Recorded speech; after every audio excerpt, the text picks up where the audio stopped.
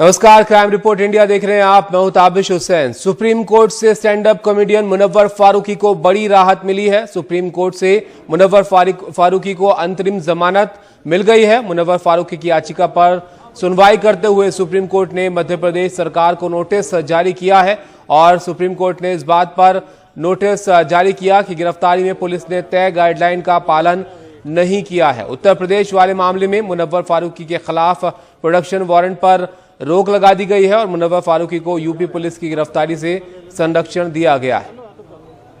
इस मामले पर ज्यादा जानकारी के लिए हमारे साथ दो सहयोगी हमारे जुड़ गए हैं। आशीष भार्गव हैं और अनुराग द्वारी हमारे साथ जुड़ गए हैं। आशीष, सबसे पहले आपके पास आते हैं। आज इस मामले की सुनवाई हुई सुप्रीम कोर्ट में, तो क्या क्या बातें सामने आई? सुप्रीम कोर्ट में तो क्या क्या बातें सामने आई?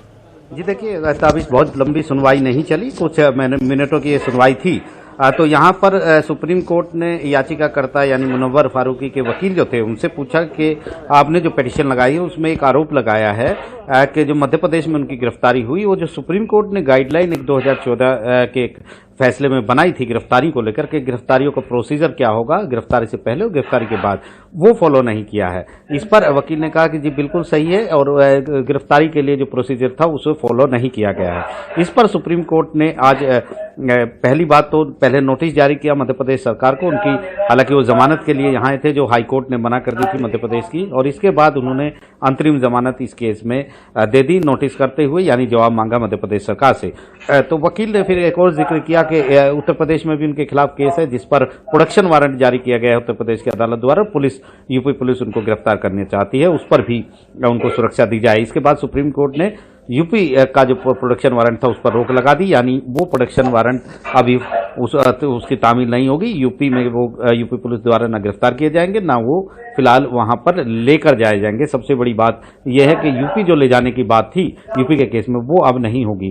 तो और नोटिस जारी किया है सुप्रीम कोर्ट ने, और एक बड़ा मामला है जिस पर अब सबकी नजर थी भी और हाईकोर्ट ने इंकार कर दिया था, लेकिन अब सुप्रीम कोर्ट ने उनको अंतरिम जमानत दी है। ये अंतरिम जमानत है जिस पर अब मध्य प्रदेश सरकार को अपना पक्ष रखना होगा, सुप्रीम कोर्ट को ये भरोसा दिलाना होगा, ये आश्वस्त करना होगा कि जो गिरफ्तारी थी वो बिल्कुल सही थी, कानून के मुताबिक थी, और सुप्रीम कोर्ट की जो गाइडलाइन थी अरनेश कुमार जजमेंट में उसको फॉलो किया गया था। तो काफी बड़ा ये केस है और काफी इसमें बहुत सारे सवाल भी हैं जिस पर फ्रीडम ऑफ स्पीच की हम बात करते हैं कि मौलिक अधिकारों के दायरे में है। ऐसे बहुत सारे केस आते हैं जिस पर कोई कलाकार इस तरह की टिप्पणियां करते हैं जिस पर उनके खिलाफ मुकदमे दर्ज होते हैं। तो लिहाजा ये भी एक ट्रेंड सेटर केस है जिस पर सुप्रीम कोर्ट अब सुनवाई कर रहा है। जी अनुराग, अब अंतरिम जमानत मिल गई है, लेकिन सुप्रीम कोर्ट ने नोटिस भी जारी किया है मध्य प्रदेश सरकार को, और साथ ही गिरफ्तारी में गाइडलाइंस का पालन नहीं किया गया, इसकी बात भी सामने आई है।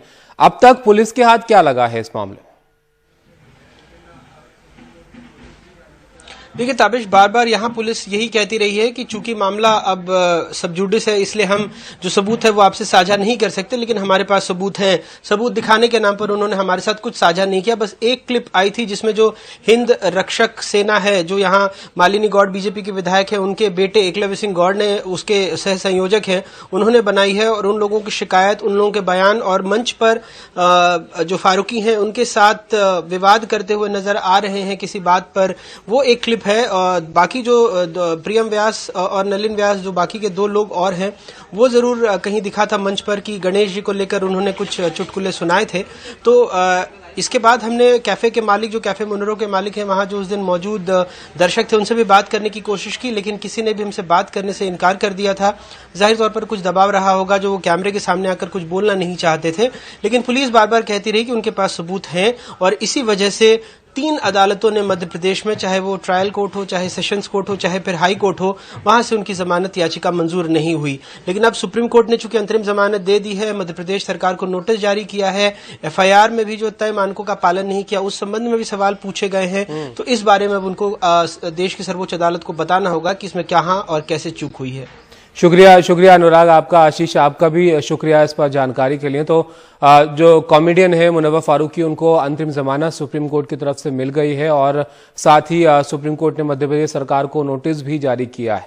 आगे बढ़ते हैं और अगली खबर का रुख करते हैं और आपको बताएं कि बिहार की राजधानी पटना में ब्रह्मश्री समाज के नेता और राजनीतिक दलों के नेता कल राज्यपाल से मिले और रूपेश सिंह हत्याकांड में न्याय दिलाने की मांग की। पुलिस के खुलासे पर असंतोष जताते हुए नेताओं ने कहा कि इस हत्याकांड की जांच उच्च स्तर पर या सीबीआई से हो। नेताओं ने चेतावनी दी कि अगर 14 फरवरी तक इस मामले में कुछ नहीं होता तो जोरदार आंदोलन किया जाएगा।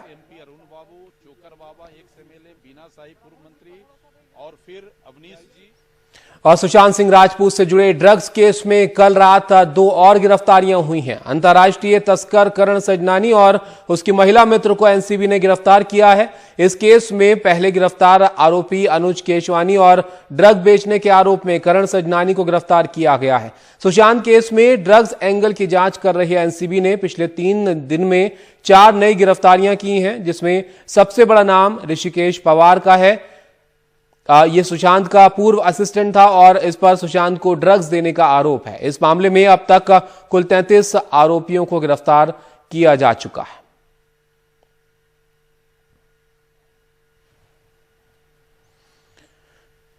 और अब खबर कानपुर से। कानपुर में रंगदारी न देने से इनकार करने पर कार सवार बदमाशों ने एक छात्र को पहले तो जमकर पीटा, फिर उसे अगवा करके ले गए। बाद में बदमाशों ने उस छात्र को गल्ला मंडी इलाके में फेंक दिया।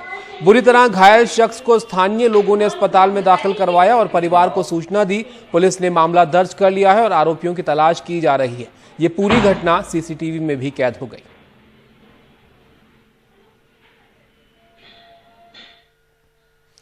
यहां रुकेंगे एक ब्रेक के लिए। ब्रेक के बाद आप देखिए कहां शुरू हुई मोबाइल फॉरेंसिक लैब की सुविधा।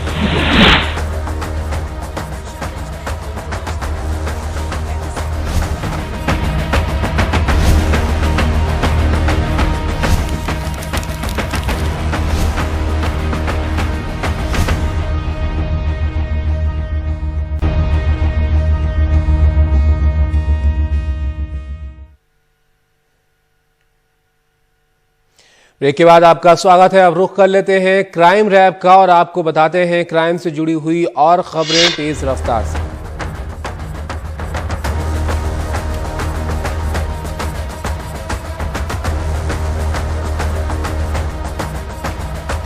मोबाइल लूटकर भागने की कोशिश करने वाले लुटेरों को गिरफ्तार किया गया है। 2 लुटेरे पुलिस की जब्त में आए हैं। इनके पास से लूट के 29 मोबाइल और हथियार बरामद किए गए हैं। नोएडा पुलिस ने एक शख्स से मोबाइल लूटकर भाग रहे इन स्नैचरों का पीछा करके इन्हें गिरफ्तार किया।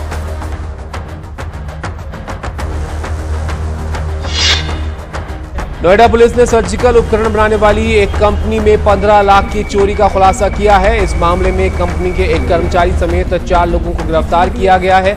पुलिस ने आरोपियों के पास से 12 लाख का कैश, तमंचा, कारतूस और चाकू बरामद किया। पुलिस ने बताया कि पकड़ा गया कंपनी का कर्मचारी मालिक का विश्वास पात्र व्यक्ति था। उसने ही चोरी की साजिश रची। सैलरी देने के लिए रखे गए 15 लाख रुपए की चोरी अपने 3 साथियों की मदद से की। फिलहाल सभी आरोपी जेल में हैं और पुलिस ने आगे की कार्रवाई शुरू कर दी। दिल्ली के स्वास्थ्य मंत्री सत्येंद्र जैन ने दिल्ली सचिवालय में एक कार्यक्रम के दौरान गुरुवार को मोबाइल फॉरेंसिक लैब का उद्घाटन किया। मंत्री जैन के मुताबिक 6 मोबाइल फॉरेंसिक लैब शुरू की गई हैं। पूरी दिल्ली में किसी भी जगह पर अपराध होता है तो ये वहां पर फौरन पहुंचने के लिए 24 घंटे तैयार रहेगा।